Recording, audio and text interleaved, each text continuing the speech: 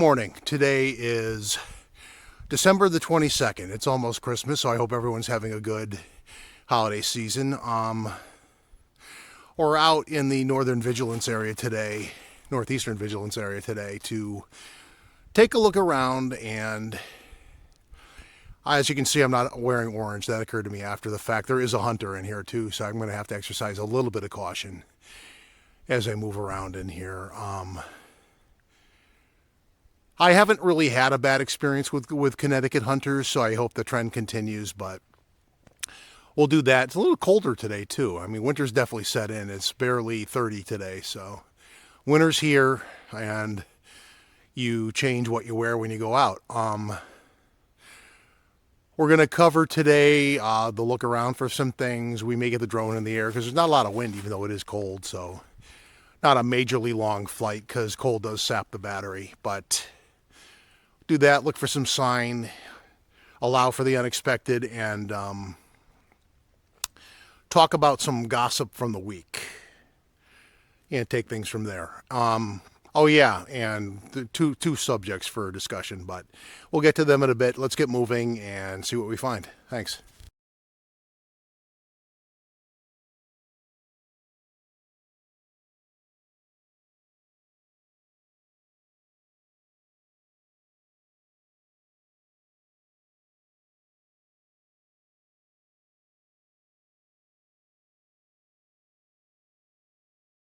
We're back, and we are making our way into an area along the, I guess we'll say, the upper level of a ridge line in the northeastern vigilance area, and it's actually fairly quiet today. I got to kind of be a little bit loud so that the hunter, should he be in the area, knows I'm here and doesn't do something stupid.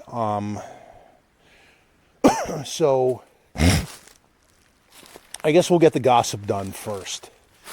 And I was on Facebook during the course of a week full of rather aggravating work-related nonsense. I'm not going to get into that. Well, it just doesn't plug into the subject matter at hand. But it's kind of a demonstration as to why Bigfooters can't have nice things. They are... It's the classic infighting, and of course, it kind of involves the polar opposing viewpoints, the extremes of the opposing viewpoints in Bigfooting. You have the hard skeptics of the coalition of malignant narcissism, as I call them, because their leader is a malignant narcissist. And I'm sure that would offend him, but you know what? I call it as I see it, and since I have him blocked and he probably will never see this, whatever, get over it. But they claim to be agnostic. They're clearly skeptics. And if you can't tell, you're just not paying attention on the one hand. And they were being discussed by a group, I believe they were called Squatchland 2.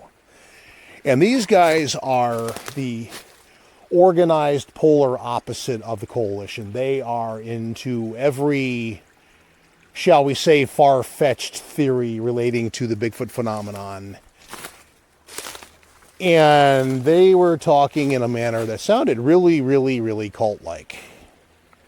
They were talking about, they were mentioning the leader of the coalition. They were mentioning how of late he has been talking about just anyone who is into the woo on the slightest level will be banned from the coalition, and that's the end of that. They've had enough of that, and they're just not going to deal with it anymore. They have polarized their membership, and they effectively want a, I have to pay attention to this because there's ice there, so there's ice elsewhere. It's cold enough today that some of this is going to be frozen. But, they don't want the opposing viewpoint there in any form. They want their version of events. And when I was shown some screenshots of the latest things in the coalition, they do seem like they're reacting to an influx of the woo related people that are there, and they're trying to force their viewpoint. And I have actually encountered this kind of thing myself. So there is an element of that in the community where the woo is trying to assert itself on levels that, the more skeptical minded, and I do throw myself into that category, are not going to really be on board with. And this is where I would make the advice happen myself, that the beauty of Facebook is there's this little green button next to any group that you're at that says create group. So you can make one and make your own noise about Bigfoot any way you want, really. There's nothing to prevent you from doing so. But it was an insight into the opposing point of view. And they were specifically discussing the brigade style, which is a mass reporting and hitting the report button to report the coalition. In effect, they were going to try to censor and shut it down. And for all its flaws, of which there are many, I oppose that. Because as much as... So what you have really the appearance of here are two different opposing viewpoints attempting to censor one another. And much like American politics, if not other politics, it just seems like this is where things break down, because, you can't have a civil discussion about things anymore because everyone's become a fucking butthurt 5-year-old, and no one is willing to agree to disagree. Or if they do, they're definitely in the minority. And I don't have to partake of somebody's opposing viewpoint, and I'm not going to. But I'm not going to sit here and tell you that you don't have a right to think that way, because the First Amendment of the United States, and I am fairly certain that at least Western Europe and Canada have like mechanisms in their own constitutionality. Probably others do too, but the First Amendment is what it is, and as much as I don't agree with what you're saying, you do have a right to say it, I guess. I guess. But as I walk through here and I apply my forestry class learnings to this, you have a tree break there. You also have one over there, but again, a lot of wind in here, so as much as you want it to be Bigfoot, you have no proof of that. And that's a clean break, too. That was done, something snapped and it rolled over the grain of the wood, as you can see. The one over there kind of broke and fell off and has an interesting variety of mushrooms on there. I did say I was going to get a little bit more into the forestry thing. So right here in this area, you have this lichen, those lichens, and a whole plethora of stuff over there too. Even in the cold, this stuff thrives. And yeah, we're going to start making our way kind of diagonally up this hill just for the sake of it's as random a direction to go in as any. But I'm not really okay with the mutual attempt to censor the other group. And there is some guilt on the woo side of things for this, because again, using the Tall Ones podcast as an example, Mark Zaskis tried to do this, and I saw also during the week the guy that does that podcast was on some live stream talking to somebody. I didn't see it, so I don't know all the details, but apparently there are supporters of, I think her name is Lori Simmons, but she had some wooish theory that she and the guy in the forum had a falling out over. And then there were some other people that were in favor of Ketchum, which means they're part of the coalition of Isdal and Paulides and Scott Carpenter and Ketchum, who have all kind of allied to spread their collective nonsense. And sorry, but you're spreading nonsense. I'm going to call it what it is. And not that they're going to notice my little 200 subscriber YouTube channel, but if you do, the bad news is I'm not monetized. So that is going to go a long way towards you hitting the report button and all that. I don't have sponsors that I need to satisfy, so I'm pretty much free to operate and spread my message as I see fit. You don't have to like it, but there's not really a lot you can do about it. And as we approach the new year, I do intend to do a couple of New Year's resolution-esque things. One of which is I am not going to be as forgiving of the woo. I'm not going to call it out every week, but when I run into something that is clearly nonsensical, I'm going to. If they choose to respond, go ahead. Because on Reddit, I had somebody respond to the woo, and when I basically gave my thoughts on the process of thought behind that, their best effort at a counter argument was, well, how can you prove it isn't? The lack of proof is not my point. You're the one making the claim. The burden of proof falls upon you to prove the claim. And if you can't, all you have is a claim. Without evidence, it's conjecture. And if it's woo conjecture, until you prove otherwise to me, you are trimming the edges of a puzzle piece in order to make it fit the hole in the puzzle that doesn't have a piece yet. And that's not how that works. And you want to prove mind speak, which is the redneck hickish version of saying telepathy.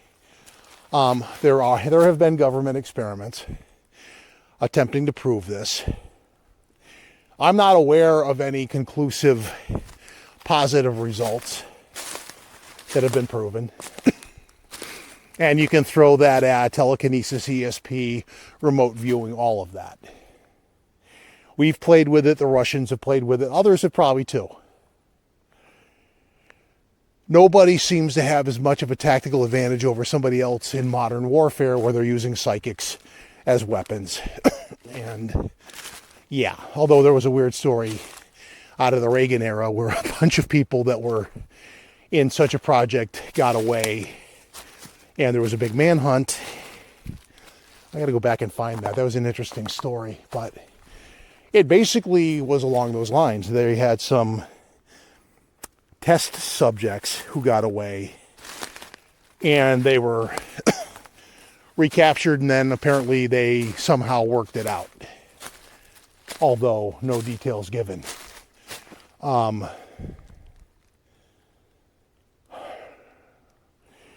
So this group, Squatchland 2, was plotting the censoring demise of the coalition, which is kind of strange because it actually lends some credence to some of the more paranoid banter coming out of the coalition leadership, which sounds kind of batshit when you hear it, but here I am seeing the people doing the plotting. It's kind of fucked up. If I had to pick sides here, I'm not gonna, because as much as the coalition often does have a valid point,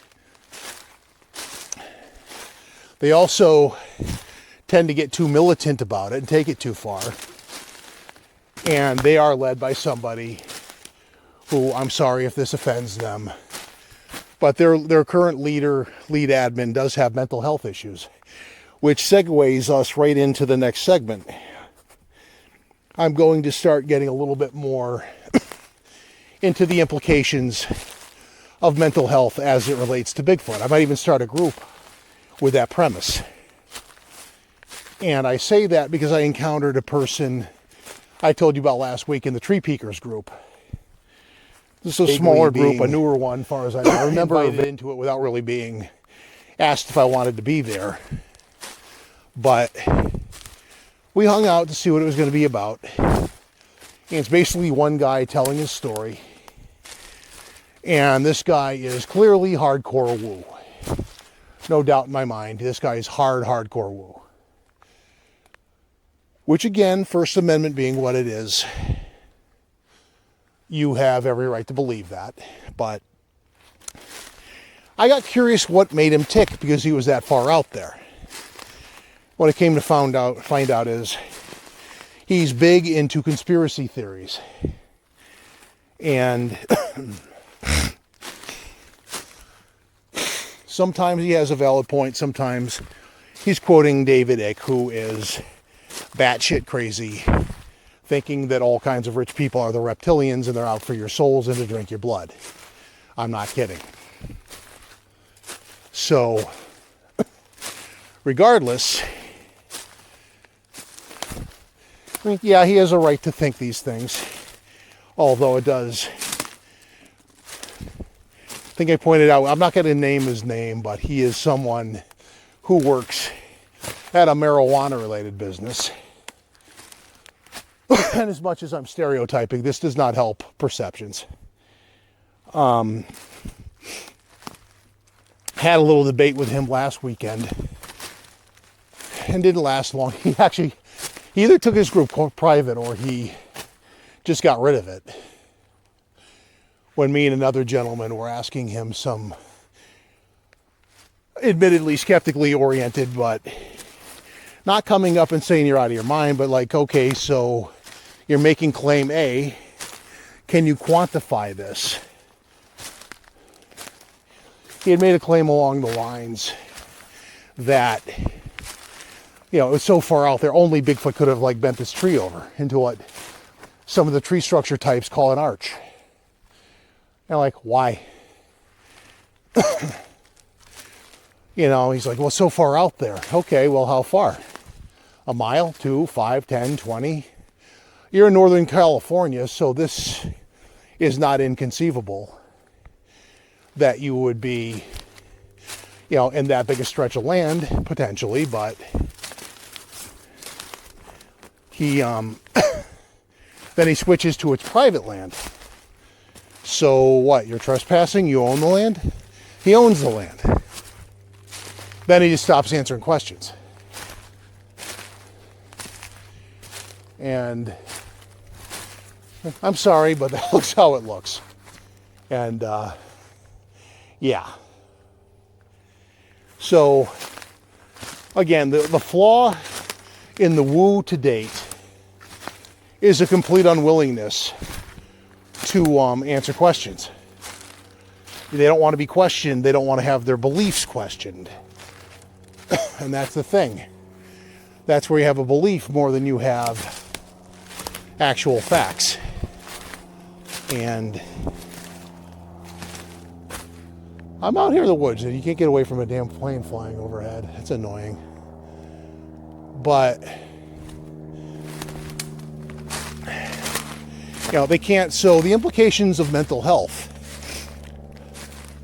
On the extreme end, you have Matthew Johnson, who, frighteningly enough, is a freaking actual therapist.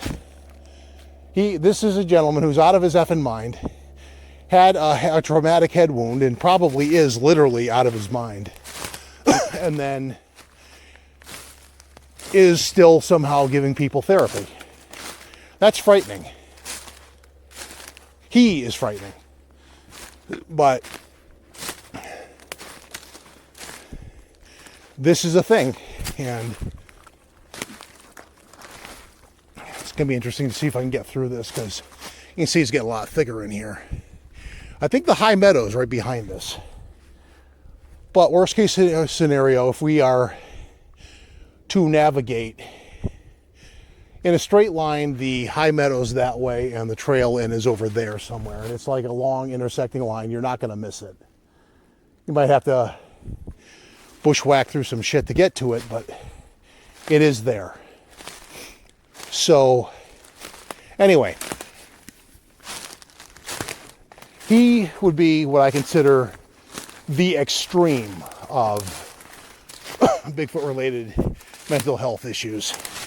On the other hand, you have the leader of the coalition, and yes, I know it'll bug you to be in this comparison, but you're probably never going to see this anyway. If you do, oh well. Here you have a gentleman who is straight up paranoid. He has some kind of a paranoid, narcissistic kind of thing going on, and he may not like having this And I guarantee you he will sue you or threaten to sue you if you get into it, because he does not like being seen in that vein. But regardless of that,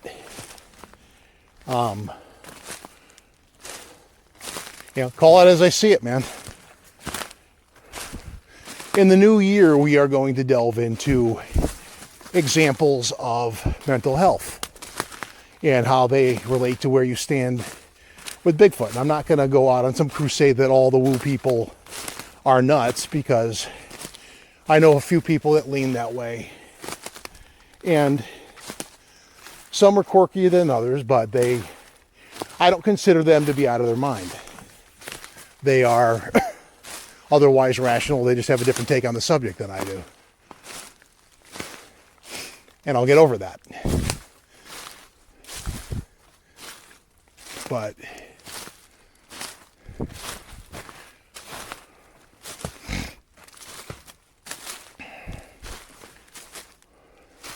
I'm also trying to keep as close to a straight line through here as I can, so I don't or go in a direction that leads me back towards what I know is sort of the way I came. And if I'm far enough behind the high meadow, you still have a chance you're going to run into a corresponding sideways trail that would intersect with it, but I don't know how much further I'm going to go in here. I may start working my way back rather than assume I know where I'm going, because I've gotten lost doing that before in woods where I claim to be familiar. I think I'm going to do a prudence and valor thing, because if you go too far in, at least it's not raining today, but it's exactly this time of year that I fucked up, and it was right around Christmas when I did this. So due to relatively fresh memory, I'm going to stop trusting my senses and go back the way that I know I came. And we can intersect and go back, come out on the trail, and just walk back on the trail and accept the fact that we have gone through an interesting little stretch of the neighborhood. But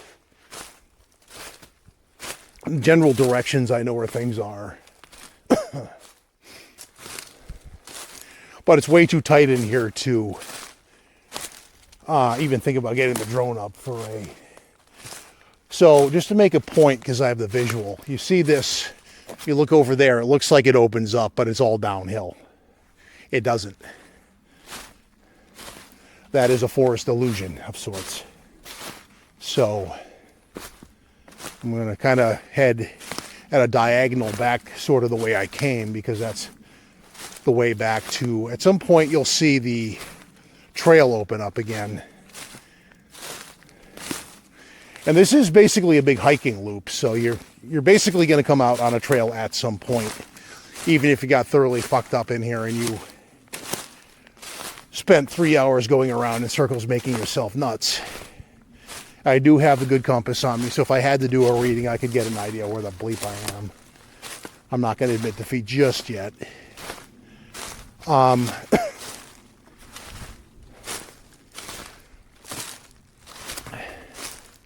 But yeah, you have two groups that are basically trying to censor each other. And the interesting difference, though, is the narcissist is trying to do it within his own group.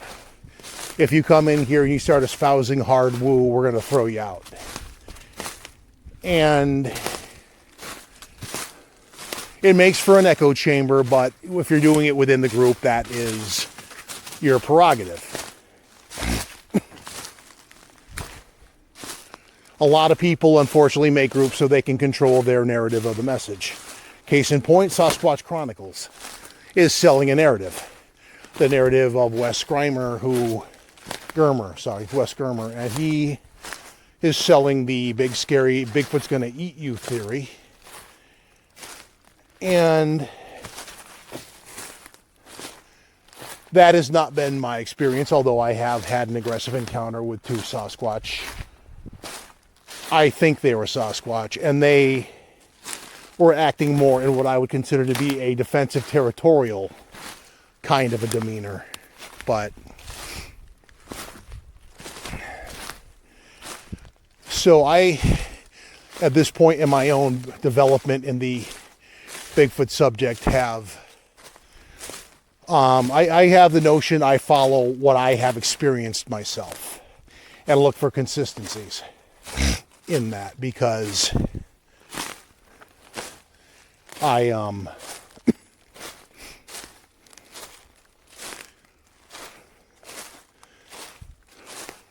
have noticed that there are some, at least if there is a type in the Northeast that is not this hulking, 8, 9, 10 feet tall thing. The ones I saw were marginally maybe taller than a tall human by a small amount, but not, these were not what I would consider giants. They were humanoids. And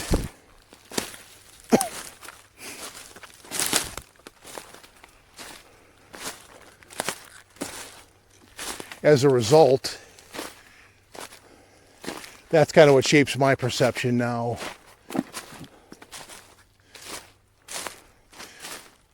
Again, for the sake of mental health, let's go with the extreme of Matthew Johnson. Normally I don't name names, but he's such a renowned, notorious character that you kind of have to. He is a person who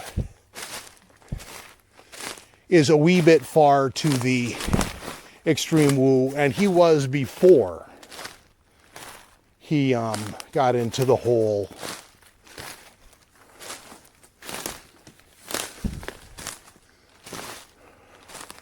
circumstances with his whole Zorth bit of nonsense. But that's a whole different thing. I need to get over this wall but not kill myself doing it. So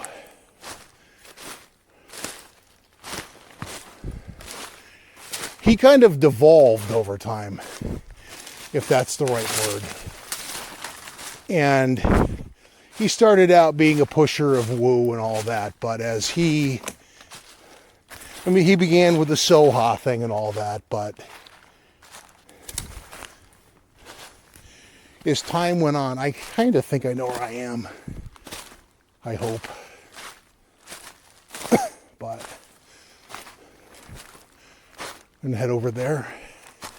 Yeah, I think we've kind of done a weird loop-de-loop through the area, but this terrain is starting to look familiar. And there's open area over there. So at the least you can kind of get to that and get a better vantage point to figure out where the heck you are.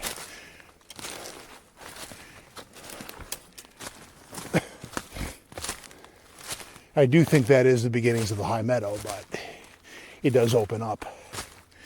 So let's get up there and see what we're looking at. I may have a good chuckle as to where I end up versus where I thought I was too. Those are always educational. Now, I remember hearing the original Matt Johnson encounter story, which has nothing to do with Zorth. And then all of a sudden, he's got 4 books giving the way of the Janu and all this stolen Scientology related nonsense. And the sad thing is, that's really a lot of what that is just this stolen bad sci-fi from L. Ron Hubbard, of which there is a good deal. And I'm not gonna go into a whole anti-Scientology thing right now. That's a whole different subject for a different day. But in case you're not sure where I'm going, that big bald spot right there is going to tell me where I am. And it's consistent with a part of the terrain that I think I'm familiar with. And yes, this has bit me in the ass in the past. And yes, I'm kind of going through a straight line to that, through all this charming shit, and getting whipped in the face with prickers. though hardly the first time. But I'm not going to call this a prediction, but if I'm where I think I am, that's going to be the trail to the high meadow right there. I just got to get out of this stuff.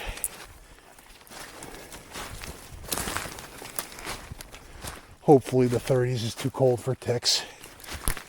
I'm going to bop around this down tree thing here and see what's over there. See where that pops out. And then my bushwhacking for the day is over, because I get the impression I'm kind of pushing my luck, because I get too familiar with these woods, and that's how you get turned around and go through the shit that I did a couple years ago. I don't want to do that again.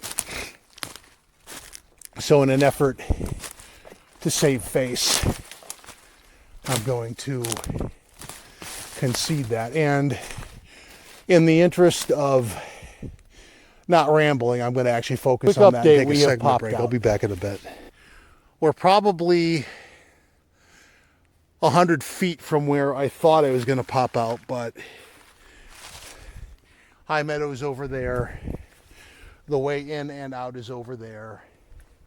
So we didn't do too badly. I was just really starting to give more thought than I was letting on about not wanting to repeat the outcome of last year.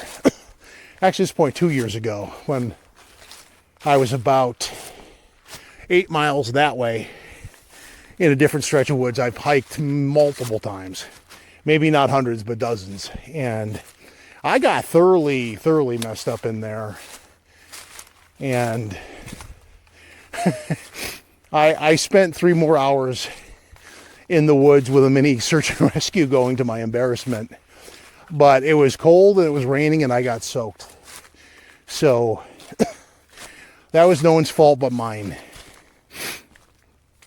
But interestingly enough, one time in Connecticut, I've actually had a legitimate mountain lion sighting, which is about 100 feet over there. On one of my many videos, I actually, while I missed the lion or the puma, I got his fresh deer kill. And we are at the high meadow. So what I did, I probably did do some circling, but I ended up from an area quarter mile down that way. We made our way through the thick Connecticut underbrush to get to where I'm about to launch my drone. And that is why I'm going to take a segment break so I can get an intro for the video. And we will again be back in a bit.